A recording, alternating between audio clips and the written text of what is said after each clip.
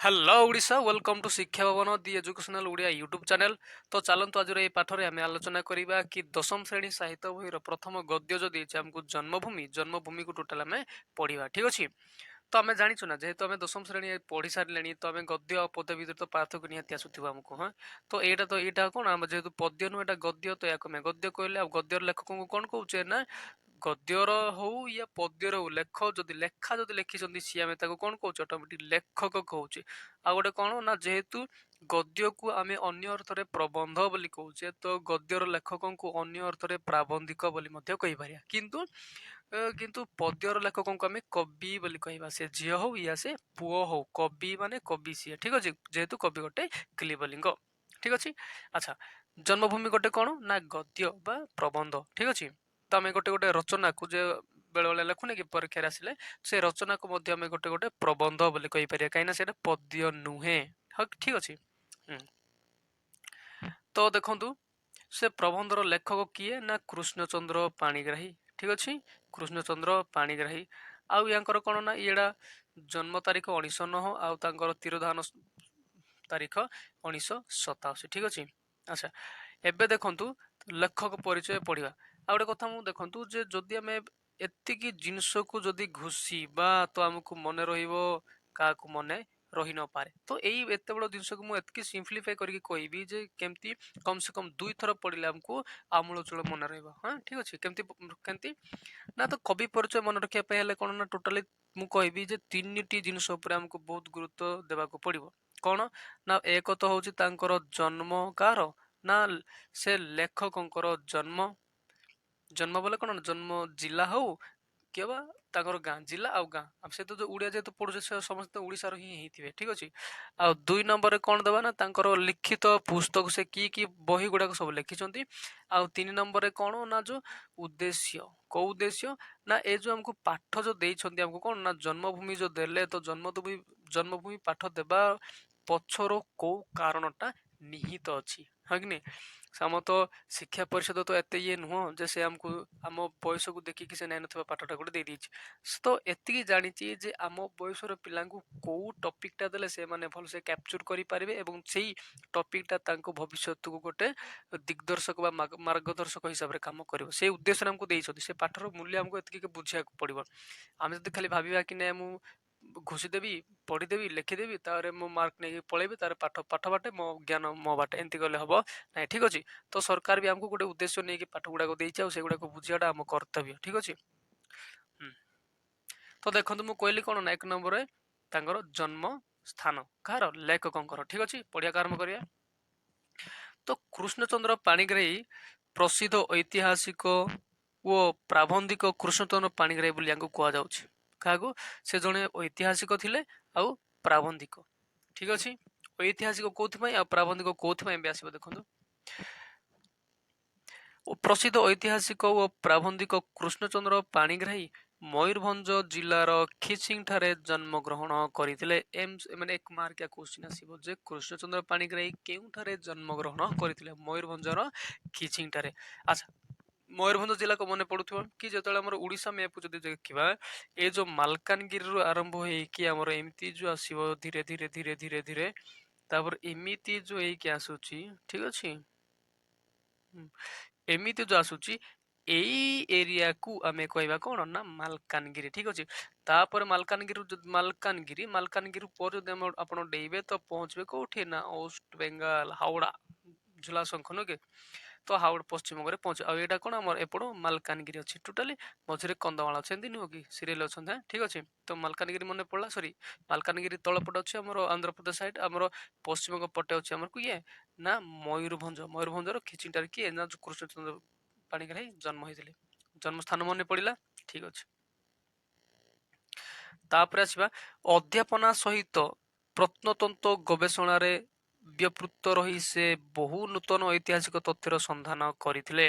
अध्यापना बोले कौन ना जो शिक्षक कॉलेज रे पढ़ाती बा अध्यापना कार्य करती बा अध्यापक बोली कहुए जे कॉलेज रे पढ़ाती से अध्यापना सहित बा कॉलेज रे पढ़ाइया सहित प्रत्नतंत्र गवेषण प्रत्नतंत्र बोले कौन ना जो ऐतिहासिक संबंधी तथ्य गुड़ाक को जो माने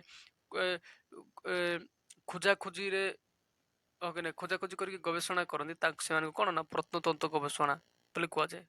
ବୁଝଉଛି ବୋଧେ।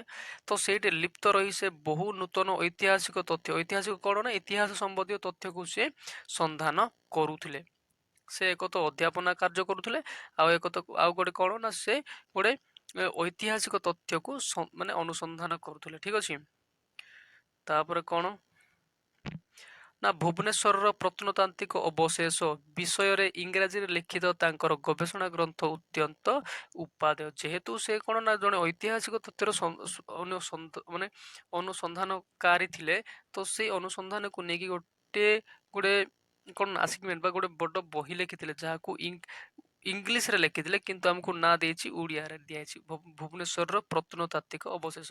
ସେ ଏମସିକ୍ୟୁ ଆମର ଏକ ମାର୍କ କ୍ୱେଶ୍ଚିନ୍ ପଚାରିପାରେ ଯେ କୃଷ୍ଣଚନ୍ଦ୍ର ପାଣିଗ୍ରାହୀଙ୍କର ଗୋଟେ ଗବେଷଣା ଗ୍ରନ୍ଥ କୋଉଟା ନା ଭୁବନେଶ୍ୱରର ପ୍ରତ୍ନତାତ୍ତ୍ୱିକ ଅବଶେଷ, ବା ସେ ଏହାକୁ କେଉଁ ଭାଷାରେ ଲେଖିଥିଲେ, ଏମିତି ବି ସେ କ୍ୱେଶ୍ଚିନ୍ ବାର ପଚାରୁଛି। ଠିକ ଅଛି। ତାପରେ ଓଡ଼ିଆ ଭାଷାରେ ମୌଳିକ ପ୍ରବନ୍ଧ ଲେଖି ପ୍ରତିଭାବାନ କୃଷ୍ଣଚନ୍ଦ୍ର ପାଣିଗ୍ରାହୀ ଓଡ଼ିଆ ସାହିତ୍ୟର ଇତିହାସରେ ସ୍ୱତନ୍ତ୍ର ସ୍ଥାନର ଅଧିକାରୀ ହୋଇଛନ୍ତି। ଯେହେତୁ ସେ ଏତେ ଗୁଡାକ ଲେଖା ଲେଖୁଛନ୍ତି ପୁରା ପ୍ରୁଫ୍ ସହିତ, ସେଥିପାଇଁ ସେ କଣ ନା ଗୋଟେ ଓଡ଼ିଶା ସାହିତ୍ୟ ଇତିହାସରେ ଜଣେ ମାନେ ଜ୍ୱଳନ୍ତ ଉଦାହରଣ ହେଇକି ରହିଛନ୍ତି। ଠିକ ଅଛି। ଏବେ ଦେଖନ୍ତୁ ଆଉ କଣ ହେଉଛି। ସତ୍ୟ ସହିତ ତଥ୍ୟର ସମନ୍ୱୟ, ସେ ଯୋଉ ସତ କଥାକୁ ସିଏ ଉପସ୍ଥାପନା କରୁଥିଲେ, ସେଇଟା ବି ପୁଣି କଣ ନା ଖାଲି ପାଟିରେ ନୁହେଁ, ୱିଥ୍ ପ୍ରୁଫ୍ ସହିତ ସେ ଲେଖା ଲେଖୁଥିଲେ। ଏବଂ ଅକାଟ୍ୟ ଯୁକ୍ତି ଆମେ କାହା କହିବା ନା ଯୋଉ ଯୁକ୍ତିକୁ କଟା ଯାଇ ନପାରେ, କାହିଁକି ମାନେ କାହିଁକି ଲଭଉନଥିଲେ, କାହିଁକି ନା ସେ ପ୍ରୁଫ୍ ସହ ଦେଖାଉଥିଲେ। ଠିକ ଅଛି। ଓ ମଦ୍ର ଗମ୍ଭୀର ଭାଷା ତାଙ୍କ ପ୍ରବନ୍ଧ ଗୁଡିକୁ ଅନୁପମ ମର୍ଯ୍ୟାଦା ପ୍ରଦାନ କରିଥାଏ। ସେ ଯୋଉ ପ୍ରବନ୍ଧ ଗୁଡାକ ଲେଖୁଥିଲେ, ସେଇଟା କଣ ନା ସେ ତଥ୍ୟ ସହିତ ମାନେ ସତ୍ୟ ସହିତ ତଥ୍ୟର ସମନ୍ୱୟ, ସେ ଯାହା କହୁଥିଲେ ତାକୁ ସେ ପ୍ରୁଫ୍ ସହ ଦେଖାଉଥିଲେ। ଆଉ ଅକାଟ୍ୟ ଯୁକ୍ତି, ସେ ଏତେ ଷ୍ଟ୍ରଙ୍ଗଲି ସେ ଟେବୁଲ ବାଡେଇକି କହୁଥିଲେ କି ନାହିଁ, ସତ କଥା କହୁଥିଲେ। ଏବଂ ତାଙ୍କର ଯୋଉ ଭାଷାକୁ ସେ ୟୁଜ କରୁଥିଲେ ଲେଖା ମାଧ୍ୟମରେ, ସେଇଥିପାଇଁ ପ୍ରବନ୍ଧ ଗୁଡାକ ବହୁତ ମର୍ଯ୍ୟାଦା ଲାଭ କରୁଥିଲେ। ଠିକ ଅଛି। ଆଚ୍ଛା, ଏବେ ଯିବେ କଣ ନା ସେ କେଉଁ କେଉଁ ବହିକୁ ଲେଖିଥିଲେ। ସେ 2 ନମ୍ବରରେ ଆମେ ଯଦି ଯିବା କି ନାଇଁ, କେଉଁ କେଉଁ ବହି ଲେଖିଥିଲେ ନା ଏକ ତ ପ୍ରବନ୍ଧ ମାନସ। ଆମକୁ ଯେତେବେଳେ ଲଙ୍ଗ କ୍ୱେଶ୍ଚିନ୍ ଲେଖିବାକୁ ପଡିବ, ତ ସେତେବେଳକୁ ଏମାନଙ୍କର ନାଁ ତ ନିହାତି ଲେଖିବାକୁ ଆମକୁ ପଡିବ। ପ୍ରବନ୍ଧ ମାନସ ଗୋଟେ, ତାପରେ ଇତିହାସ ଓ କିମ୍ବଦନ୍ତୀ, ସାରଳା ସାହିତ୍ୟର ଐତିହାସିକ ଚିତ୍ର ଓ ଆତ୍ମଜୀବନୀ ହଉଛି ମୋ ସମୟର ଓଡ଼ିଶା। ଏଇଟା ହଉଛି ତାଙ୍କର ବାୟୋଗ୍ରାଫି, ସେ ନିଜ ଷ୍ଟୋରି ନିଜେ ଲେଖିଥିଲେ। ଠିକ ଅଛି। ମୋ ସମୟର ଓଡ଼ିଶା ପ୍ରଭୃତି ତାଙ୍କର ପ୍ରଧାନ କୃତି। କାହାର ନା କୃଷ୍ଣଚନ୍ଦ୍ର ପାଣିଗ୍ରାହୀଙ୍କର। ଏତିକି ଥିଲା ଆମର କଣ ନା 2 ନମ୍ବର ସରିଗଲା। 2 ନମ୍ବର ମୁଁ କଣ କହିଥିଲି ଯେ ପୁସ୍ତକ ଗୁଡାକୁ ସେ ଲେଖିବାକୁ ପଡିବ, ଯେ କୋଉ କୋଉ ବହି ଗୁଡାକ ସେ ଲେଖିଥିଲେ, ଆତ୍ମଜୀବନୀ ହଉ କି ଗଳ୍ପ ସଂକଳନ ହଉ କି ଭ୍ରମଣ କାହାଣୀ ହଉ, ସେ ଯାହା ବି ହଉ। ଠିକ ଅଛି। ଏତିକି ଗୁଡାକ ଆମକୁ 2 ନମ୍ବରରେ ମନେ ରଖିବାକୁ ପଡିବ। ଏକରେ ମୁଁ କହିଥିଲି କି ତାଙ୍କର ଜନ୍ମସ୍ଥାନ ମନେ ରଖିବାକୁ ପଡିବ। ଆଉ 3 ନମ୍ବର ଆସିଲା କଣ ଆମର ସେ ଉଦ୍ଦେଶ୍ୟ, ଯେ ପାଠକୁ ସେ ଯୋଉ ଦେଇଛନ୍ତି ଆମର ଗୋଟେ ଜନ୍ମଭୂମି ଗୋଟେ ହେଡିଙ୍ଗ କରିକି, ତ ସେ ହେଡିଙ୍ଗ ପଛ କାରଣ କଣ ଅଛି, ଆଉ କି ନାଇଁ, ଯେ ଆମେ ପଢିଲେ କୋଉ କୋଉ ବିଷୟରେ ଜାଣିବାକୁ ପାଇବା, ସେଇଟା ହଉଛି ଆମର କଣ 3 ନମ୍ବର, ଯାହାକୁ ମୁଁ ଉଦ୍ଦେଶ୍ୟ ବୋଲିକି କହିଲି। ହଁ, ଠିକ ଅଛି। ଆଚ୍ଛା, ଏଇଟା କଣ ଦେଖନ୍ତୁ, ଏଇଟା ପଢିଲେ ଆମେ ଜାଣିବା ଯେ ପ୍ରବନ୍ଧ ମାନସରୁ ସଂଗୃହୀତ ଜନ୍ମଭୂମି ଘଟଣା କଣ ହଉଛି ନା, ପ୍ରବନ୍ଧ ମାନସ ଆମେ ପଢି ସାରିଛନ୍ତି କି ନାଇଁ, ଯେ ଏଇ ପ୍ରବନ୍ଧ ମାନସ କୋଉଠୁ ଆସିଛି। ଏ ପ୍ରବନ୍ଧ ମାନସ ଏଇଟା କଣ ନା ତାଙ୍କର ଜନ୍ମଭୂମିରୁ ଆସିଛି। ସରି, ଏ ଯୋଉ ଜନ୍ମଭୂମି ପାଠଟା ଯୋଉ ପଢିବା, ସେଇଟା କଣ ନା ତାଙ୍କର ପ୍ରବନ୍ଧ ମାନସ ନାମକ ଗୋଟେ ପ୍ରବନ୍ଧରୁ ଆସିଛି। ଠିକ ଅଛି।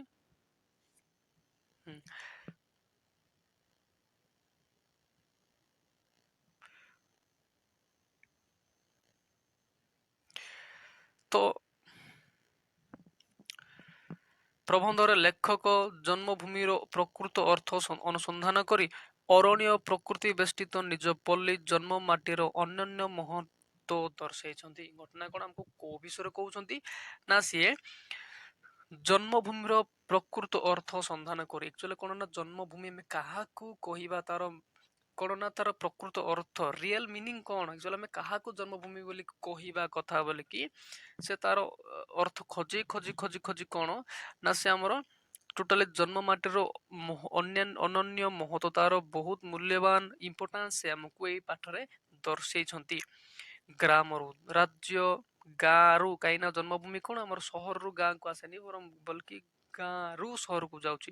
ତ ଗ୍ରାମରୁ ରାଜ୍ୟ, ଦେଶ ଏବଂ ବିଶ୍ୱବାସୀ ହେବା ପାଇଁ ଏବଂ ମହାନୁଭବତାର ପରିଧିକୁ ପ୍ରଥମେ ପଲ୍ଲୀରୁ ଆରମ୍ଭ କରିବାକୁ ଆହ୍ୱାନ ଦେଇଛନ୍ତି। କଣ ପାଇଁ ନା ମହାନୁଭବତାର ପରିଧିକୁ ବୋଲେ କଣ ନା କୋଉ ମହାନୁଭବତା ସେ କହୁଛନ୍ତି କି ଆମ ଯୋଉ ବସୁନ୍ଧୈବ କୁଟୁମ୍ବକମ୍ ବୋଲିକି ଯୋଉ ଗୋଟେ ୱାର୍ଡଟା ଅଛି ଯୋଉଟା କି ମାନେ କଣ ବିଶ୍ୱ ବିବେକାନନ୍ଦ ଚିକାଗୋର ଯୋଉ କଥାଟା ସେ କହିଥିଲେ, ଯୋଉ ତାଙ୍କର ଯୁକ୍ତିକୁ ଉପସ୍ଥାପନ କରିଥିଲେ ଯେ ବସୁନ୍ଧୈବ କୁଟୁମ୍ବକମ୍ ଯେ ଟୋଟାଲି ବିଶ୍ୱର ସମୁଦାୟ ବିଶ୍ୱ ହଉଛି ଆମର ଗୋଟେ କଣ ନା ଏକ ମାତା ବା ଜନନୀ ବୋଲିକି ଯେ ସେ କହୁଥିଲେ, ଏହିପରି ଏକ ମହାନ ଅନୁଭବକୁ ସେ କଣ ନା ପ୍ରଥମେ ଗାଁରୁ ଆରମ୍ଭ କରିବାକୁ ଆହ୍ୱାନ ଦେଇଛନ୍ତି। ବୁଝିଲେ କି ନାଇଁ? ଯଦି ଆମେ ଆମ ଗାଁକୁ ସ୍ନେହ କରିବାନି, ଯଦି ଗାଁକୁ ଆମେ ନିଜର ବୋଲି ମାନି ପାରିବାନି, ତ ଗାଁକୁ ଲାଗିଥିବା ଅନ୍ୟ ଗୋଟେ ଗାଁକୁ ତ ଆମେ କେବେ ନିଜର କହିପାରିବାନି, ଠିକ କି ନାଇଁ?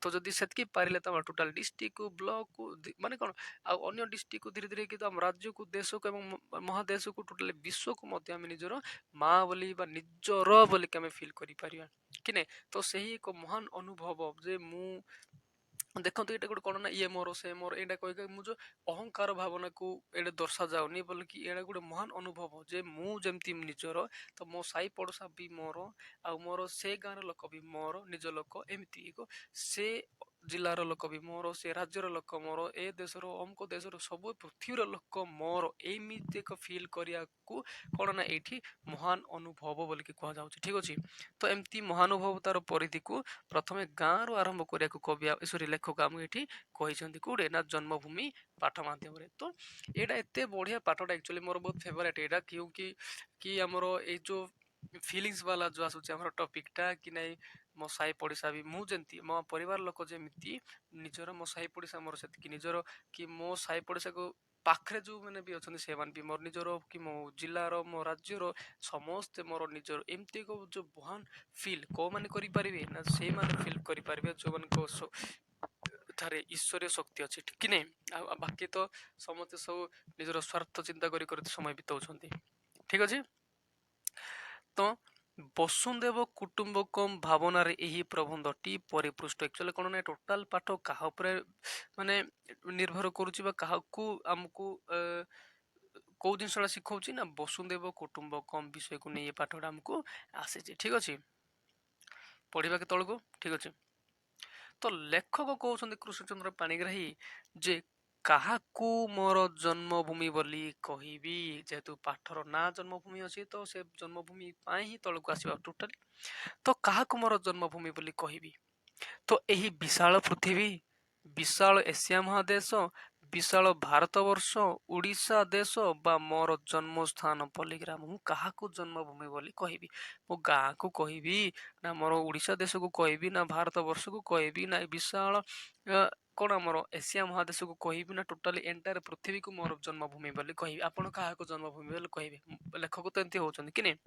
ଆଚ୍ଛା, ଏମାନଙ୍କ ମଧ୍ୟରୁ କେହି କାହାରି ଠାରୁ ବିଚ୍ଛିନ୍ନ ହୋଇନଥିବାରୁ ବ୍ୟାପକ ଅର୍ଥରେ ଏ ସମସ୍ତ ମୋର ଜନ୍ମଭୂମି ହେଲେ ହେଁ। ଦେଖନ୍ତୁ ଆଉ ଗୋଟେ ବଢିଆ କଥା ସେ କହୁଛନ୍ତି କଣ କି ଦେଖନ୍ତୁ ଆମର ଗାଁ, ଡିଷ୍ଟ୍ରିକ୍ଟ, ରାଜ୍ୟ, ଦେଶ, ମହାଦେଶ, ଟୋଟାଲି ବିଶ୍ୱ, ଏମାନେ କାହା କାହା ଠାରୁ ଅଲଗା ହେଇକି ଅଛନ୍ତି କି? ଯଦି ବି ଏମାନେ ଅଲଗା ଥିଲା ପରେ ଦେଖା ଯାଉଛନ୍ତି, ଟୋଟାଲି ମନେକର ଆମର ଏଇଟା ଆଫ୍ରିକା, ଏଇଟା ଅଛନ୍ତି ଆମର ୟୁରୋପ କଣ୍ଟ୍ରି, ତାପରେ ଏପଟ ମାନେ କଣ ଏସିଆ କଣ୍ଟ୍ରି, ଏପଟେ ଆମ ଉତ୍ତର ଆମେରିକା, ତଳକୁ ଅଛନ୍ତି ଆମର ଦକ୍ଷିଣ ଆମେରିକା କି ନାଇଁ, ଏପଟେ ଅଛନ୍ତି ଅଷ୍ଟ୍ରେଲିଆ, ଏପଟେ ଅଛନ୍ତି ଆମର ଟୋଟାଲି ଇଣ୍ଡିଆ ପରେ ଅଛନ୍ତି ଶ୍ରୀଲଙ୍କା।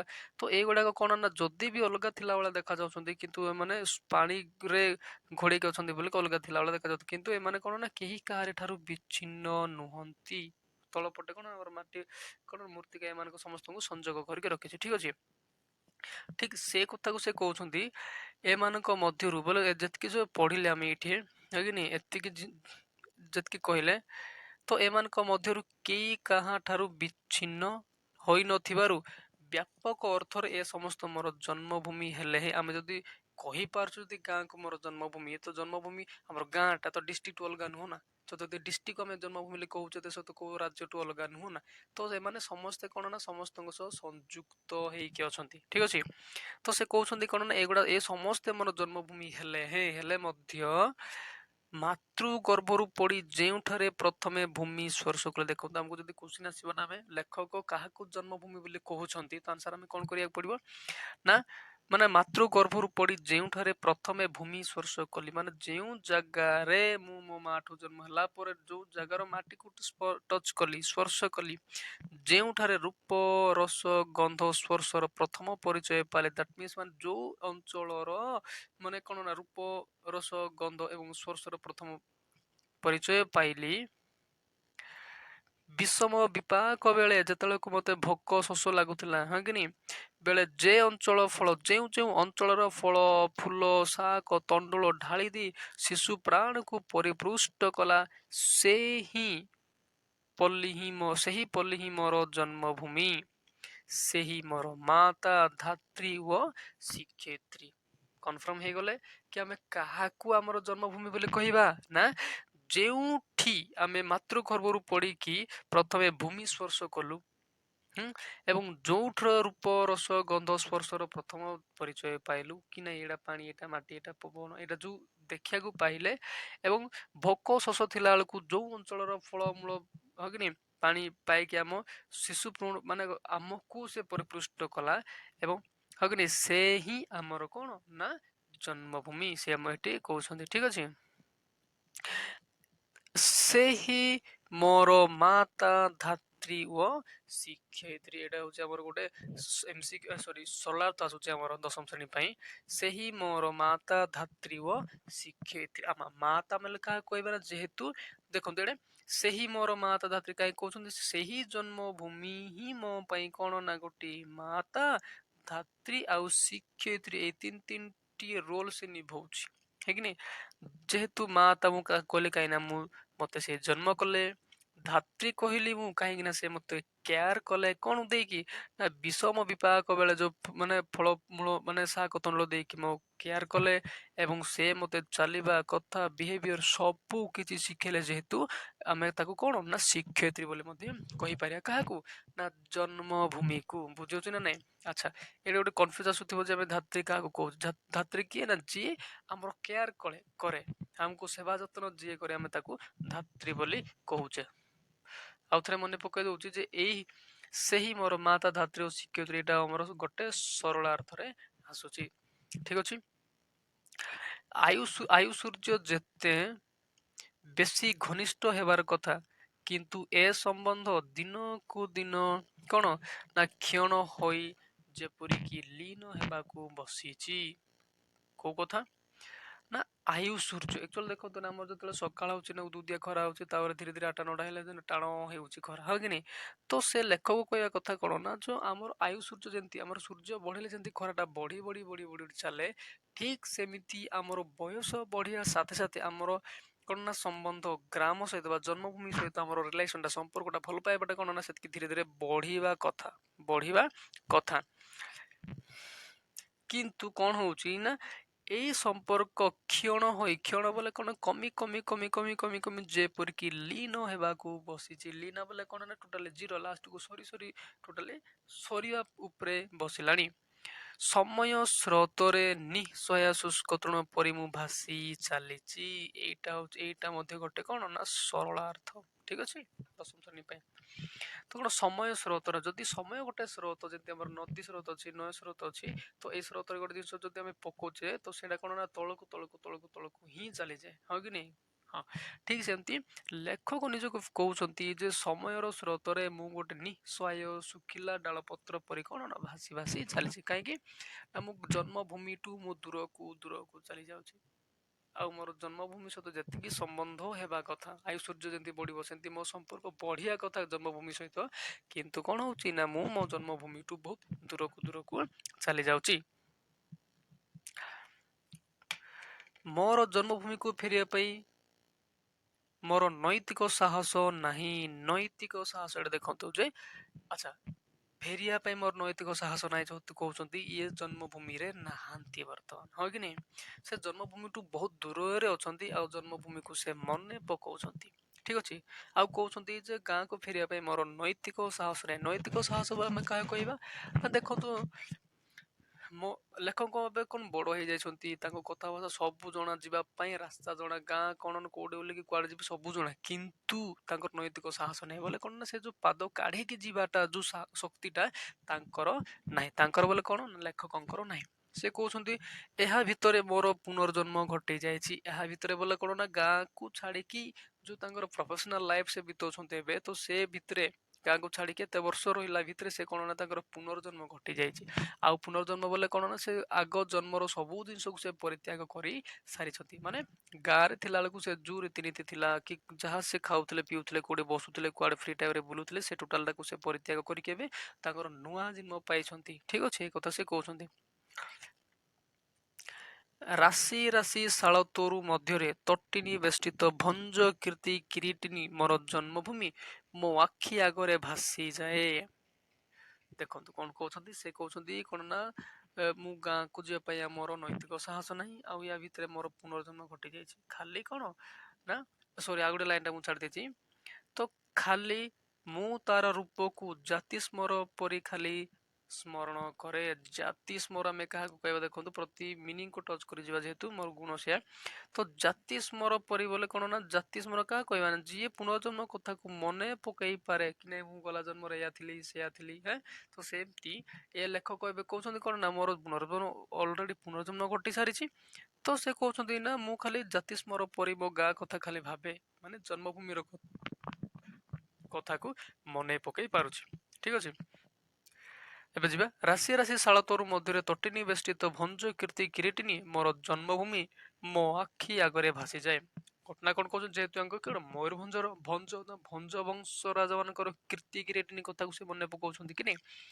ତ ସେ କହୁଛନ୍ତି ମୋର ସେ ମାନେ କଣ ଭଞ୍ଜ କୀର୍ତ୍ତି କିରୀଟିନୀ, ଯେ ଭଞ୍ଜ ବଂଶର ରାଜାଙ୍କର ଯୋଉ ପ୍ରତିଷ୍ଠା ଗୁଡାକ କୀର୍ତ୍ତି ଗୁଡାକ ସେ ଖାଲି ମୋ ଆଖି ଆଗରେ ଭାସି ଯାଏ। ଖାଲି ସେଗୁଡାକ ମାନେ ମୟୂରଭଞ୍ଜ କଥା ଭାବିଲେ ଖାଲି ସେ କଥା ଖାଲି ମତେ ମନେ ପଡୁଛି, କିନ୍ତୁ ଯିବା ପାଇଁ ନୈତିକ ସାହସ ନାହିଁ ସେ କହୁଛନ୍ତି। ଠିକ ଅଛି, କିନ୍ତୁ ତାର କଳକୁ ଫେରିବା ପାଇଁ ମୋର ସାହସ ହୁଏ ନାହିଁ। କାହିଁକି ନା ତାଙ୍କର ନୈତିକ ସାହସ ନାହିଁ। ଠିକ ଅଛି, ସବୁ ଅଛି, ଗାଡି ଘୋଡା ଅଛି, ପଇସା ଅଛି, ସବୁ ଅଛି, ଆଜି ଗଲେ କାଲି ପହଞ୍ଚିବେ, କିନ୍ତୁ ଯେ ନୈତିକ ସାହସ ନାହିଁ। ତାଙ୍କୁ କୌଣସି ନା କୌଣସି ଶକ୍ତି ତାଙ୍କୁ ପଛକୁ ଟାଣି ଧରୁଛି। ତାଙ୍କ ପିଲାଜିଲା କଥା ହଉ, ତାଙ୍କ ଘର ବାଡି କଥା ହଉ, କି ଜବ୍ କଥା ହଉ, କି କୌଣସି କଥା ହଉ, କି ଯଦି ସେ ଯିବି ବୋଲି ଭାବୁଛନ୍ତି କିନ୍ତୁ ତାଙ୍କର ପାଦ ବା ତାଙ୍କର ଇଚ୍ଛା ଶକ୍ତି ହୃଦୟରୁ କିଏ ଗୋଟେ ତାଙ୍କୁ ମନା କରୁଛନ୍ତି। ନୈତିକ ସାହସ ତାଙ୍କୁ ମିଳୁନାହିଁ। ଠିକ ଅଛି, ନେକ୍ସଟ ପାରାଗ୍ରାଫ ଦେଖନ୍ତୁ। ଦେଖନ୍ତୁ ଆମର ନେକ୍ସଟ ପାରାଗ୍ରାଫ ବୋଲି ସେତେବେଳେ ଜାଣିବା ଯେତେବେଳେ ଆମର ଲାଇନ ଏଇଟା ଅଛି, ଲାଇନ ଟୁ କଣ ଆମର ଇଞ୍ଚେ ଛାଡିଲା ପରେ ଯୋଉ ପାଠଟା ଆରମ୍ଭ ହଉଛି ତାକୁ ଆମେ ସେଠୁ ଜାଣିବା ଯେ ଏଇଟା ହଉଛି ଆମର ନେକ୍ସଟ ପାରାଗ୍ରାଫ ଆରମ୍ଭ ହେଇଛି ବୋଲିକି। ଠିକ ଅଛି, ସେ କହୁଛନ୍ତି ଏହା ବ୍ୟକ୍ତିଗତ ସମସ୍ୟା ନୁହେଁ। ବ୍ୟକ୍ତିଗତ ବୋଲେ କଣ ନା, ମୋ ନିଜସ୍ୱ ସମସ୍ୟା ନୁହେଁ। କୋଉଟା, ଯେ ଗାଁକୁ ଛାଡିକି ଯିବାଟା ଏବଂ ଗାଁକୁ ଫେରି ନ ପାରିବାଟା ହଉଛି ମୋ ବ୍ୟକ୍ତିଗତ ସମସ୍ୟା ନାହିଁ। ଏହା ସମଗ୍ର ଶିକ୍ଷିତ ସମାଜର ସମସ୍ୟା। ସତ କଥା, ଯେତିକି ଲୋକ ବି ଶିକ୍ଷିତ ହେଇକି ଅଛନ୍ତି ସେମାନେ କଣ ଗାଁରେ ଥାଇକି ଶିକ୍ଷିତ ହେଇକି ଅଛନ୍ତି ନା, ବା ଶିକ୍ଷିତ ହେଲା ପରେ ସେମାନେ କଣ ଗାଁରେ ଅଛନ୍ତି ନା, ସେମାନେ କଣ ହେଇଛି ନା ସେମାନଙ୍କର କୁଆଡେ ନା କୁଆଡେ ଚାକିରି ପାଇଁ ସବୁ ଗାଁକୁ ଛାଡିକି ଯୋଉ ସହର ମୁହାଁ ଆଜ୍ଞା ସହର ଆଡକୁ ଯାଇଛନ୍ତି। ଧର୍ମାନ୍ତରଣ ଗ୍ରହଣ କଲା ପରେ ବହୁ ଧର୍ମାନ୍ତର ଦୀକ୍ଷିତ ବ୍ୟକ୍ତି ଯେପରି ଧର୍ମ ପାଖରେ ସମସ୍ତ ମାନବିକତାକୁ ଉତ୍ସର୍ଗ କରି ସେମାନଙ୍କର ନାମ ପଦବୀ ଭାଷା ଆହାର ବ୍ୟବହାର ବେଶଭୂଷା ଇତ୍ୟାଦି ବଦଳାଇ ଦିଅନ୍ତି ଓ ଶେଷ ବେଳକୁ ଜାତତା ଭୁଲି ଯେପରି ନିଜ ଜନ୍ମଭୂମିକୁ ସୁଦ୍ଧା ଅସ୍ୱୀକାର କରନ୍ତି, ଠିକ ସେହିପରି ସଂଖ୍ୟାତୀତ ଶିକ୍ଷିତ ବ୍ୟକ୍ତି ପ୍ରଚଳିତ ଶିକ୍ଷା ପାଖରେ ସେମାନଙ୍କ ସମସ୍ତ ମାନବିକତାକୁ ଉତ୍ସର୍ଗ କରି ଶେଷ ବେଳକୁ ନିଜର ଜନ୍ମଭୂମିକୁ ସୁଦ୍ଧା ପାସରି ପକାନ୍ତି। କୁଆଡେ ଗଲା ଏ ପର୍ଯ୍ୟନ୍ତ ମୁଁ ପଢିଲି। କଣ ହଉଛି, ସେ ଲେଖକ କହୁଛନ୍ତି ଯେ ଏଇଟା ମୋର ନିଜସ୍ୱ ସମସ୍ୟା ନାହିଁ, ଲଗଭଗ ସମସ୍ତ ଶିକ୍ଷିତ ସମାଜର ସମସ୍ୟା। କାହିଁକି ନା ଯେତିକି ସବୁ ଶିକ୍ଷିତ ହୁଅନ୍ତି ସେମାନେ ଦିନେ ନା ଦିନେ ଜନ୍ମଭୂମିକୁ ଛାଡନ୍ତି ଆଉ ସହରକୁ ଯାଆନ୍ତି, ଆଉ ସେମାନେ କାଳ ବେଳେ କିଏ ଫେରନ୍ତି ତ ଆଉ କେହି ଫେରି ପାରନ୍ତି ନାହିଁ। ଯେମିତି ଯେମିତି ଜଣେ ଧର୍ମାନ୍ତର ଗ୍ରହଣ କଲା ପରେ ଯଦି ଗୋଟେ ଧର୍ମରୁ ଆଉ ଗୋଟେ ଧର୍ମକୁ ଗଲା ଜଣେ, ତ ତାକୁ ଧର୍ମରୁ ଅନ୍ତର ହେଇକି ଆଉ ଗୋଟେ ମନେକର ମୁଁ ଗୋଟେ ଅରିଜିନାଲ ଧର୍ମ ମୋର ଛୋଟ ବେଳୁ ଥିଲା, ତ ତାପରେ ମନେକର ମୁଁ ଆଉ ଗୋଟେ ଧର୍ମକୁ ଗ୍ରହଣ କଲି, ତାକୁ କଣ କୁହାଯିବ, ଧର୍ମାନ୍ତର, ଧର୍ମ ବଦଳେଇବାକୁ। ଧର୍ମାନ୍ତର ଗ୍ରହଣ କଲା ପରେ ବହୁ ଧର୍ମାନ୍ତର ଦୀକ୍ଷିତ ବ୍ୟକ୍ତି ଯେମିତି ଧର୍ମ ପାଖରେ ସମସ୍ତ ମାନବିକତାକୁ ଉତ୍ସର୍ଗ କରନ୍ତି। ବୁଝାଉଛି ନା ନାଇଁ, ଯେ ମନେକର ଭାବନ୍ତୁ ମୋର ଗୋଟେ ଆଗରେ ଗୋଟେ ଧର୍ମ ଥିଲା, ମୁଁ ସେଇଟା ଯୋଉ ରୀତିନୀତି ପୋଷାକ ପତ୍ର ଯାହା ପର୍ବ ଯାହା ପାଳନ କରୁଥିଲି, ତ ଏବେ ମନେକର ନୂଆ ଧର୍ମରେ ମୁଁ ସେ ଟୋଟାଲ ଜିନିଷକୁ ହିଁ ଛାଡିବାକୁ ପଡିବ। ମନେକର ଦରକାର ପଡେ ତ ମୋର ନାଁ ବି ବଦଳେଇ ପାରିବି ମୁଁ, ହଁ କି ନାହିଁ? ଠିକ ସେମିତି କଣ କଣ ବଦଳେଇବ? ସେ ନାମ, ପଦବୀ, ଭାଷା, ଆହାର, ବ୍ୟବହାର ଏବଂ ବେଶଭୂଷା ଇତ୍ୟାଦି ବଦଳାଇ ଦିଅନ୍ତି ଧର୍ମ ବଦଳେଇଲା ପରେ। ଠିକ ଏବଂ ଶେଷରେ କଣ ନା, ଶେଷ ବେଳକୁ ଜାତୁ ତା ଭୁଲି ଯେପରି ନିଜ ଜନ୍ମଭୂମିକୁ ସୁଦ୍ଧା ଅସ୍ୱୀକାର କରନ୍ତି। ଲାଷ୍ଟକୁ ମନେକର ମୁଁ ଦେଖନ୍ତୁ ଭାରତରେ ଜନ୍ମ ହେଇଛି, ମନେକର ମୁଁ ଗଲି ପାକିସ୍ତାନକୁ ଏବଂ ମୁସଲିମ ହେଇଗଲି ଏକ୍ସାମ୍ପଲ, ତ ମୁଁ କଣ କହିବି ନା ଟୋଟାଲି ମୁଁ ଇଣ୍ଡିଆର ନାହିଁ, ମୁଁ ପାକିସ୍ତାନର, ଯେମିତି ମୁଁ ଟୋଟାଲି ଜାତୀୟତାକୁ ବଦଳେଇଲି।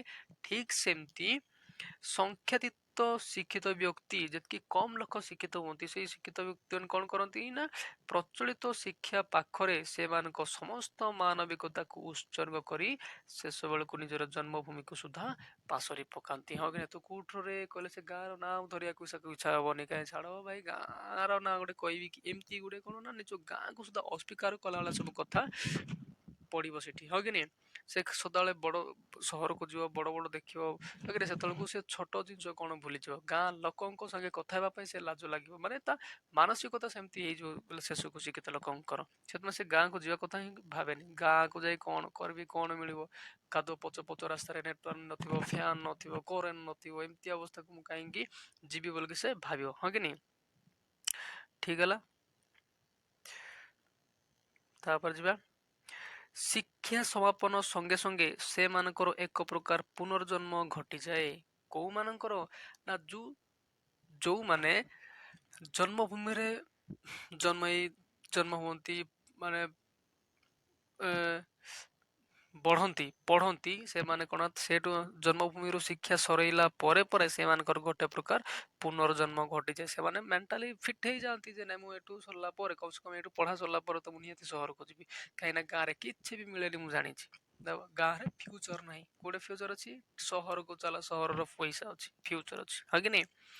ତ ପଲ୍ଲୀ ଗ୍ରାମକୁ ଫେରି ଯାଇ ଜୀବିକା ଅର୍ଜନ କରିବା ଦୂରେ ଥାଉ, ସେଠାରେ କିଛି କାଳ ଅବସ୍ଥାନ କରିବା ମଧ୍ୟ ସମ୍ଭବ ହୁଏ ନାହିଁ। ଲେଖକ ସେଟା ନିଜ କଥା କହୁଛନ୍ତି କଣ ନା, ଗାଁକୁ ଯାଇକି କାମ କରିବା ତ ଦୂରେ ଥାଉ, ସେଠାରେ କିଛି କାଳ ଅବସ୍ଥାନ କରିବା ମଧ୍ୟ ସମ୍ଭବ ନାହିଁ। କାହା ଦ୍ଵାରା ନା, ନିଜ ଦ୍ଵାରା ଆକ୍ଚୁଆଲି, ବା ପ୍ରତ୍ୟେକ ଶିକ୍ଷିତ ସମାଜର ଅବସ୍ଥା ସେ ଏଠି କହୁଛନ୍ତି, ହଁ କି ନାଇଁ?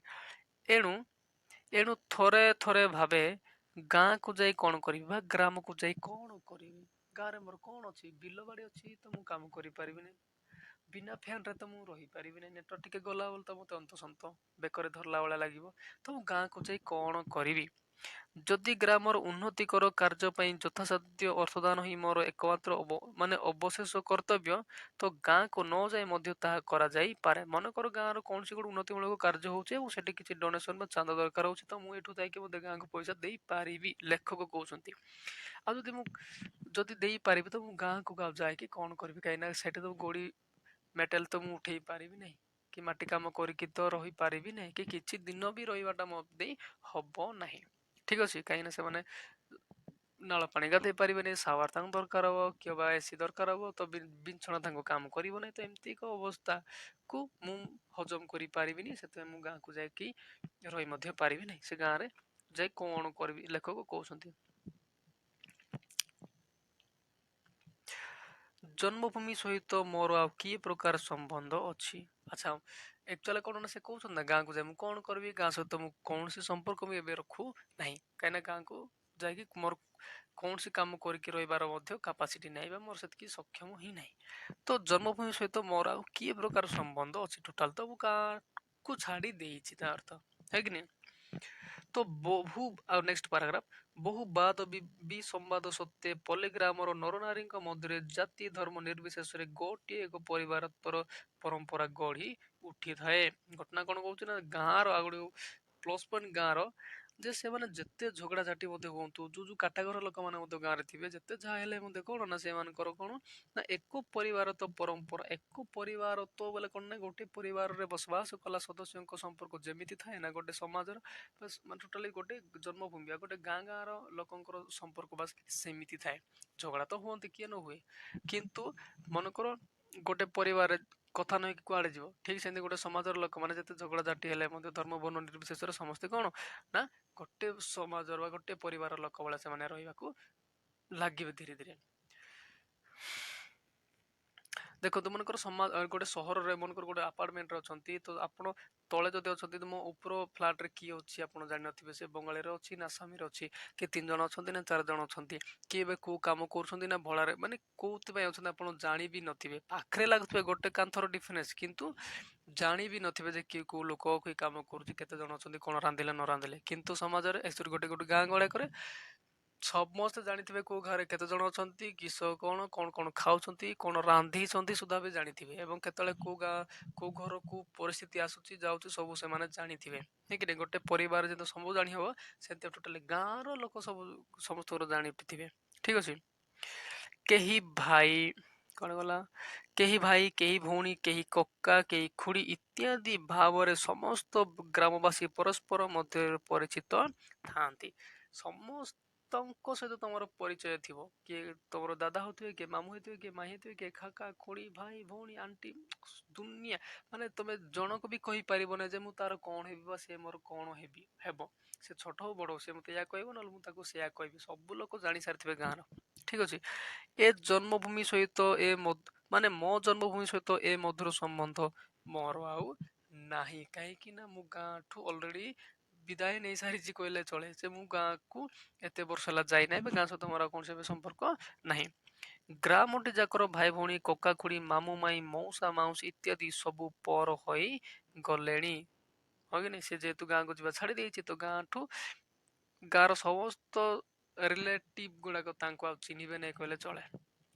ତ ଚେଷ୍ଟା କଲେ ମଧ୍ୟ ଏ ମଧୁର ସମ୍ବନ୍ଧ ଆଉ ଫେରି ପାଇବା ସମ୍ଭବ ନୁହେଁ। କୋଉ ସମ୍ବନ୍ଧ? ଯେ ଆମର ଭାଇ ଭଉଣୀ କକା ଖୁଡି ଏମିତି ଯୋଉ ସମ୍ପର୍କ, ସେ ମାନେ କହୁଛନ୍ତି ଲେଖକ ଯେ ମୁଁ ଆଉ ଫେରି ପାଇବାଟା ବୋଧେ ସମ୍ଭବ ହବ ନାହିଁ।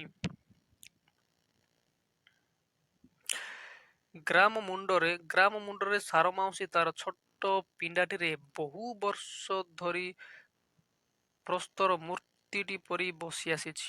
ଆଜି ମଧ୍ୟ ବସିଥାଏ। ସେ କଣ କହୁଛନ୍ତି ଦେଖନ୍ତୁ, ତାଙ୍କ ଗାଁର ସିଚୁଏସନ ବା ତାଙ୍କ ଗାଁର ଗୋଟେ ଫ୍ଲାସବ୍ୟାକ୍ ତାଙ୍କ ଗୋଟେ ପରେ ଗୋଟେ ମନେ ପଡୁଛି। ଆଉ କହୁଛନ୍ତି କଣ ନା ଗାଁ ମୁଣ୍ଡ ବୋଲେ କଣ, ଯୋଉଠୁ ତାଙ୍କର ଗାଁ ଆରମ୍ଭ ହବ, ସେ ଗାଁର ଫାଷ୍ଟ ଗାଁ ମୁଣ୍ଡରେ ସାର ମାଉସୀ।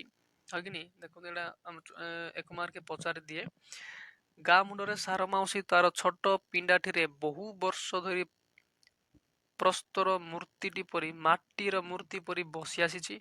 ଆଜି ମଧ୍ୟ ବସିଥାଏ। ଆଗେ ଦେଖିବା ମାତ୍ରେ ପଚାରୁଥିଲା, କିଏ? ସାର ମାଉସୀ ପଚାରୁଥିଲା, କେବେ ଆସିଲୁ ବାପା? ବାପା ଯେହେତୁ ଲେଖକ ଛୋଟ ନଥିଲେ ମଧ୍ୟ କଣ ନା, ସେ ତାଙ୍କୁ ଅତି ନିଜର ଥିଲେ। ଗାଁର ଲୋକ କଣ ନା, ନିଜର ଏତେ ରିଲେଟିଭ, ଏତେ କ୍ଲୋଜଲି ଥିବେ ଯେ ତାଙ୍କୁ ବାପା ମଧ୍ୟ କହିପାରିବେ। ବୁଢା ବୁଢୀ ଲୋକ ତ ଅଧିକା ବାପା ବୋଲି କଥା ହେବେ ଗାଁରେ। ତ ଲେଖକଙ୍କୁ ପଚାରୁଥିଲା ଯେ କେବେ ଆସିଲୁ ବାପା, କେତେ ପୁରା କ୍ଲୋଜ ରିଲେସନ। କିନ୍ତୁ ଆଜିକାଲି କିନ୍ତୁ କହେ କେବେ ଆସିଲୁ ବାବୁ। ବାବୁ ବୋଲେ କଣ, ଲେଖକ ବଡ ହେଇଯାଇଛନ୍ତି, ତାଙ୍କର ମାନ ସମ୍ମାନ ବଢି ଯାଇଛି। ଲେଖକ ଗାଁଠୁ ବହୁତ ଦୂରରେ ଅଛନ୍ତି, ବହୁତ ଦିନ ପରେ ଦେଖା ଯାଉଛନ୍ତି କି ନାଇଁ। ତ ସେତେବେଳକୁ କଣ ନା, ରିଲେସନ ଟା ଟିକେ ଗ୍ୟାପ୍ ହେଇଗଲା। ତ ବାବୁ ସମ୍ମାନର ସବୁ ତାଙ୍କୁ କହୁଛନ୍ତି। ଆଉ କି ନାଇଁ? ତ ଏମସିକ୍ୟୁ ମାନେ ଆମର ଆନ୍ସର କ୍ୱେଶ୍ଚିନ୍ କେମିତି ପଚାରିବ ନା, ସାର ମାଉସୀ ଲେଖକଙ୍କୁ ଆଗରେ କଣ କହୁଥିଲା, ଏବେ ଦେଖିଲେ କଣ କୁହେ, ଏମିତି ବି କ୍ୱେଶ୍ଚିନ୍ ଆସିବ। ଠିକ ଅଛି। ତ ଗ୍ରାମର ମଝିରେ ଗୋବିନ୍ଦା ଭାଇର କ୍ଷୁଦ୍ର କୁଟୀର। ଗାଁ ମଝିରେ କଣ, ଗାଁ ଆରମ୍ଭରେ କଣ ଆମର ସାର ମାଉସୀ ଘର, ଆଉ ଗାଁ ମଝିରେ କଣ ଆମର କିଏ? ସେ ଗୋବିନ୍ଦା ଭାଇର ଘର। ଛୋଟ ଘରଟା, କ୍ଷୁଦ୍ର କୁଟୀର। ଆଜୀବନ ଅକର୍ମା ଏବଂ ଅବିବାହିତ ରହି ସେ ତାର କ୍ଷୁଦ୍ର କୁଟୀରକୁ ଦୁର୍ଗ କରି ସମଗ୍ର ବିଶ୍ୱ ବିରୁଦ୍ଧରେ ବିଦ୍ରୋହ ଘୋଷଣା କରି ଆସିଛି। ଘଟଣା କଣ? ଦେଖନ୍ତୁ, ଗାଁ ମଝିରେ କାହା ଘର ଅଛି ନା, ଆମର ଗୋବିନ୍ଦା ଭାଇର ଘର ଅଛି। ସେ ଆଜୀବନ ଅକର୍ମା, ଆଜୀବନ ବୋଲେ କଣ, ଜୀବନ ଯାକ। ଅକର୍ମା ବୋଲେ କୌଣସି କାମ ନ କରିକି, ଏବଂ ଅବିବାହିତ ବୋଲେ ବିବାହ ନ କରିକି ସେ ତାର କ୍ଷୁଦ୍ର କୁଟୀରକୁ, କୁଟୀର ବୋଲେ କଣ, ଛୋଟ ଘରକୁ କୁଟୀର ବୋଲି କୁହାଯାଏ। କୁଟୀରକୁ ଦୁର୍ଗ କରି, ଦୁର୍ଗ ଆମେ କାହାକୁ କହିବା ନା, ଯେ ଏତେ ବଡ ଦୁର୍ଗ, ଯୋଉ ଦୁର୍ଗ କି ତାଙ୍କୁ ଦୁର୍ଗକୁ କ୍ରସ କରିକି କୌଣସି ବିପଦ ଆପଦ ବା ଶତ୍ରୁ ଆସିପାରିବେ ନାହିଁ, ତାକୁ ଦୁର୍ଗ ବୋଲି କୁହାଯାଏ। ମାନେ କୁଟୀରକୁ ଦୁର୍ଗ କରି ସମଗ୍ର ବିଶ୍ୱ ବିରୋଧରେ ବିଦ୍ରୋହ ଘୋଷଣା କରି ଆସି, ଆକ୍ଚୁଆଲି ସେ କଣ ନକ୍ସଲାଟ ନଥିଲେ, ଫିର ବି ସେ ଏହା କହିବାକୁ ଚାହୁଁଛନ୍ତି କି ସେ କ୍ଷୁଦ୍ର କୁଟୀରକୁ ବା ଗୋଟେ ତାଙ୍କର ଛୋଟ ଘରଟିକୁ ସେ ଏମିତି ମାନୁଥିଲେ ଯେ, ବା ସେ ରହିକି ସେ ତାଙ୍କର ଆଜୀବନ ଜୀବନକୁ ଅକର୍ମ ଏବଂ ଅବିବାହିତ ରହିକି ସେ କଣ ସମାଜର ଥିବା ସମସ୍ତ ବିପଦ ଆପଦକୁ ସେ ସାମ୍ନା କରୁଥିଲେ। ଠିକ ଅଛି। ତ ଆଗେ ଦେଖା ହେଲେ, ଦେଖନ୍ତୁ ସାର ମାଉସୀ କେମିତି କହୁଥିଲେ, ଏବେ ଆସିକି କିଏ ନା ଆମର ଗୋବିନ୍ଦା ଭାଇ କହୁଛନ୍ତି, ଗୋବିନ୍ଦା ଭାଇଙ୍କ ବିଷୟରେ କହୁଛନ୍ତି। ସେ ଆଗରେ ଦେଖା ହେଲେ ବହୁ ମାନ ସହିତ ସେ ମତେ ତାର କୁଟୀରରେ ବସାଇ ମନବୋଧ ଚଉତିଶର ବ୍ୟାଖ୍ୟା କରୁଥିଲେ। ଘଟଣା କଣ? ଆଉ ଯୋଉ ମନବୋଧ ଚଉତିଶ ହଉଛି ତାର ବ୍ୟାଖ୍ୟା ବେଲେ କଣ ନା ତାର ବୁଝଉଥିଲେ, ବୁଝେଇକୁ ବ୍ୟାଖ୍ୟା ବୋଲି କୁହାଯାଏ। ମନବୋଧ ଚଉତିଶକୁ ବୁଝଉଥିଲେ ଆଜି ମୁଁ ଶତ ଚେଷ୍ଟା କଲେ ମଧ୍ୟ ତାର ପୂର୍ବ ପ୍ରତ୍ୟୟ ଆଉ ଫେରି ପାଏ ନାହିଁ। ସେ କଣ ନା ବହୁ ମାନ ସହିତ ବୋଲେ ବହୁତ ସମ୍ମାନ ରେସପେକ୍ଟ ସହିତ ତାଙ୍କୁ ବସେଇକି ମନବୋଧ ଚଉତିଶକୁ ବୁଝଉଥିଲେ, କିନ୍ତୁ ଲେଖକ କହୁଛନ୍ତି ଯେ ସେଇ ଦିନ ଗୁଡାକକୁ ମୁଁ ଏବେ ଆଉ କେବେ ମଲେ ବି ପାଇବି ନାହିଁ। ଏବେ ଦେଖ ଆଉ କହୁଛନ୍ତି ଗ୍ରାମଟି ଯାକ ନବାଗତ ଅତିଥିରେ ପରିପୂର୍ଣ୍ଣ ହୋଇଗଲାଣି। ନବାଗତ ଅତିଥି ଏବେ କାହାକୁ କୁହାଯାଉଛି ନା ପିଲା ଜିଲା ଯୋଉ ନୂଆ ନୂଆ ଛୁଆ ଗୁଡାକ ଜନ୍ମ ହେଲେ ସେମାନଙ୍କୁ ନବାଗତ ଅତିଥି ବୋଲିକି ଲେଖକ ଏଠି କହୁଛନ୍ତି। ଯେଉଁ ଆଡକୁ ଚାହିଁଲେ ଶୀର୍ଣ୍ଣ ମଳିନ ଉଲଗ୍ନ କୃଷଦର ଲମ୍ବୋଦର ଅବାଞ୍ଛିତ ଅବହେଳିତ ଶିଶୁମାନଙ୍କ ସମାବେଶ ଦେଖାଯାଏ। କୋଉମାନେ ଏମାନେ ସବୁ? ନା ନବାଗତ ଅତିଥି ଲେଖକ କହୁଛନ୍ତି ଛୋଟ ପିଲାମାନଙ୍କୁ। ଠିକ ଅଛି, ତ ଏମାନଙ୍କ ମଧ୍ୟରୁ କେହି ସୁଦ୍ଧା ମତେ ଜାଣନ୍ତି ନା, କାହିଁକି ନା ଲେଖକ ବହୁତ ବର୍ଷ ପରେ ଯାଇନାହାନ୍ତି, ବହୁତ ବର୍ଷ ହେଲା ଯାଇନାହାନ୍ତି, ଏଇ ଭିତରେ ସେମାନେ ସବୁ ଛୁଆ ଗୁଡା ଜନ୍ମ ହେଇଯାଇଛନ୍ତି, ତ ସେମାନେ ଲେଖକଙ୍କୁ ଆଉ ଚିହ୍ନି ପାରିବେ ନାହିଁ ବୋଲି ସେ କହୁଛନ୍ତି। କେବେ କେବେ ଦେଖା ହେଲେ ମନେକର କେବେ ଲେଖକ ଯଦି ଗାଁକୁ ଯାଆନ୍ତି ତ ଆଫ୍ରିକାରୁ ନବାଗତ ଜେବ୍ରା ବା ଜିରାଫକୁ ଚାହିଁ ରହିଲା ପରି ସେମାନେ ମତେ ଖାଲି ଚାହିଁ ରହନ୍ତି। ସତ କଥା, କୁଆଡୁ ଆଇଲେ ଲୋକଟା, ଗାଡିରେ ଆଇଲା, ଆମେ ତ ଗାଁକୁ ତ କେବେ ଗାଡି ଆସିବନି, ହଁ କି ନି? ତ ଏମିତି ଇଣ୍ଟେନସନ ନେଇକି ପିଲା ଗୁଡାକ କଣ ଲେଖକଙ୍କୁ ଅନେଇଥାନ୍ତି ବୋଲି ଲେଖକ ଏଡେ କହୁଛନ୍ତି। କୋଉଠି କେମିତି ନା ଗୋଟେ ଯେମିତି ଗୋଟେ ଆଫ୍ରିକାରୁ ନୂଆ ଅଣା ଯାଇଥିବା ଜେବ୍ରା ବା ଜିରାଫକୁ ଅନେଇଲା ଭଳିଆ ଲେଖକଙ୍କୁ ପିଲା ଗୁଡାକ ଅନେଇଥିବେ। ଠିକ ଅଛି, ଗ୍ରାମବାସୀ ମାନଙ୍କ ମଧ୍ୟରୁ ଯେଉଁ ଶିକ୍ଷିତ ଏବଂ ଅର୍ଦ୍ଧ ଶିକ୍ଷିତ ନବଯୁବକ ମାନେ ଚାକିରି ନ ପାଇ ଜନ୍ମଭୂମି ଛାଡି ନାହାନ୍ତି ସେମାନେ ରାଜନୀତିର ଆଶ୍ରୟ ନେଇ ଅଛନ୍ତି। ଘଟଣା କଣ ନା ଆଉ କଣ ଅନ୍ୟ ଗତି ନାହିଁ ନା, ଯୋଉମାନେ ପଢିଛନ୍ତି ବା ଅଧା ଅଧି ପଢିକି ଅଛନ୍ତି ସେମାନେ ଯଦି ଚାକିରି ପାଇ ନାହାନ୍ତି, ଯୋଉମାନେ ଚାକିରି ପାଇଲେ ତ ଗାଁକୁ ଛାଡି ଭାଗ ଆସିଲେ କୁଆଡେ ସହରକୁ ଗଲେ, କିନ୍ତୁ ଯୋଉମାନେ ଚାକିରି ନ ପାଇକି ଅଛନ୍ତି ସେମାନେ କଣ ନା ଗାଁରେ ଥାଇକି ରାଜନୀତିର ଆଶ୍ରୟ ନେଇଛନ୍ତି। କୋଉମାନେ କୋଉ ରାଜନୀତି ପାର୍ଟିରେ ଅଛନ୍ତି, ହଁ କି ନି? ସେ କଥା ସେ କହୁଛନ୍ତି। ତ ଏମାନଙ୍କ ମଧ୍ୟରୁ କେହି କଂଗ୍ରେସର ଲୋକ, କେହି ଗଣତନ୍ତ୍ରର ଲୋକ ଏବଂ କେହି କମ୍ୟୁନିଷ୍ଟ ଏବଂ କେହି ସୋସିଆଲିଷ୍ଟ, ମାନେ ଅଲଗା ଅଲଗା ମାନେ କଣ ରାଜନୈତିକ ଗୋଷ୍ଠୀ ମାନଙ୍କରେ ମାନେ କଣ ଇନଭଲଭ ସବୁ ଅଛନ୍ତି। ଯଦି କେହି ଏହି ରାଜନୈତିକ ମତବାଦ ମଧ୍ୟରୁ କୌଣସିଟିର ଅନ୍ତର୍ଭୁକ୍ତ ନୁହେଁ ତାହା ହେଲେ ସେ ଏମାନଙ୍କ ମଧ୍ୟରେ ସୁଦ୍ଧା ଅନ୍ତର୍ଭୁକ୍ତ ନୁହେଁ। ଆଚ୍ଛା, ସେ କଣ କହୁଛନ୍ତି?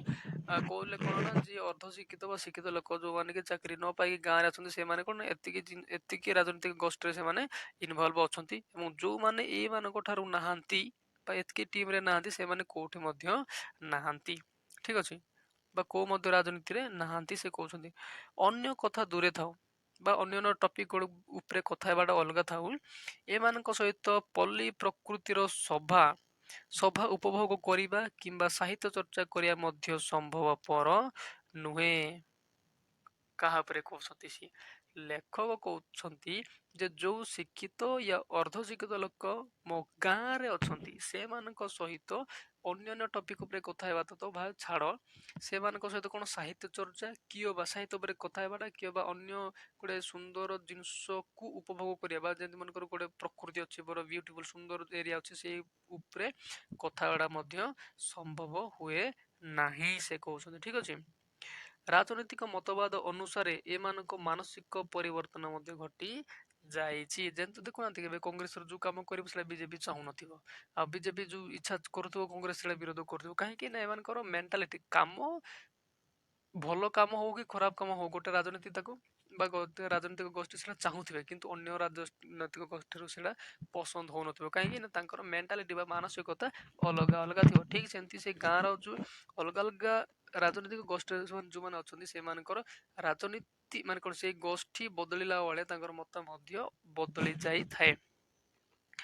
ଏମାନେ ପୁଷ୍ପିତ ପଳାଶ ବନରେ ଦେଖନ୍ତି ବିଦ୍ରୋହର ବନି, ପଳାଶ ଗଛ ଦେଖିଥିବେ ଆପଣ, ରେଡ ଫୁଲ ଫୁଟିବ, ହଁ କି ନି?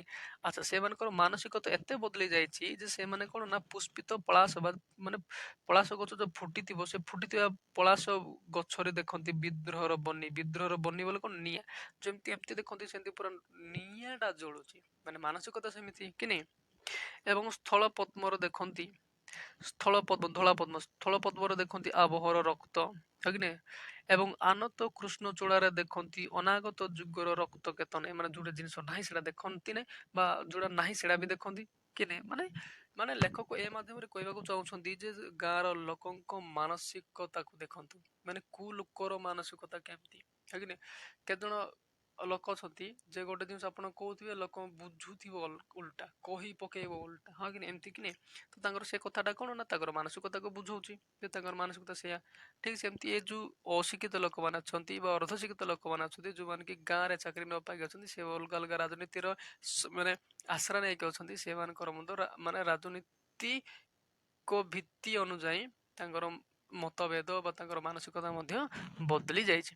ଏଣୁ ଏମାନଙ୍କ ମନ ସହିତ ଗତି କରି ଚାଲିବା ସମ୍ଭବ ନୁହେଁ। ଲେଖକ କହୁଛନ୍ତି ଏମାନଙ୍କର ମାନସିକତା ଅଲଗା ଅଲଗା ଗୁଡାକ, କେହି କାହାର ମତରେ ହଁ ମାରିବା ଲୋକ ନାହାନ୍ତି।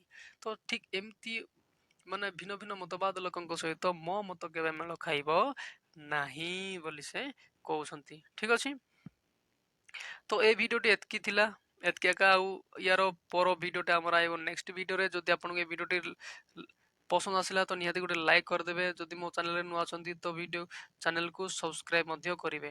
ତ ଥ୍ୟାଙ୍କ ୟୁ ସୋ ମଚ୍।